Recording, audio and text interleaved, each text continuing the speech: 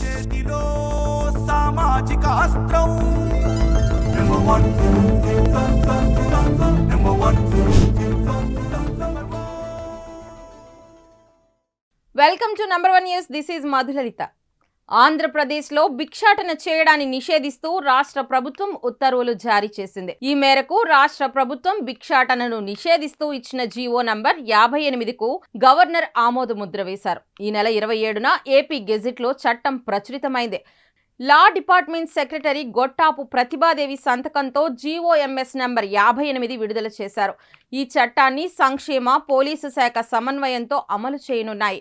రాష్ట్రంలో పెరుగుతున్న భిక్షాటన మాఫియా, వ్యవస్థీకృత భిక్షాటనను పూర్తిగా నిర్మూలించడం, నిరుపేదలకు పునరావాసం కల్పించాలన్న లక్ష్యంతో చట్టాన్ని తీసుకొచ్చారు. ఈ చట్టం అమలుతో ఇకపై ఏపీలో ఎక్కడా భిక్షాటన చేసినా తీవ్రమైన నేరంగా పరిగణించనున్నారు. ఇలాంటి మరిన్ని అప్డేట్స్ కోసం చూస్తూనే ఉండండి నంబర్ 1 న్యూస్. సామాన్యుడి చేతిలో సామాజిక అస్త్రం.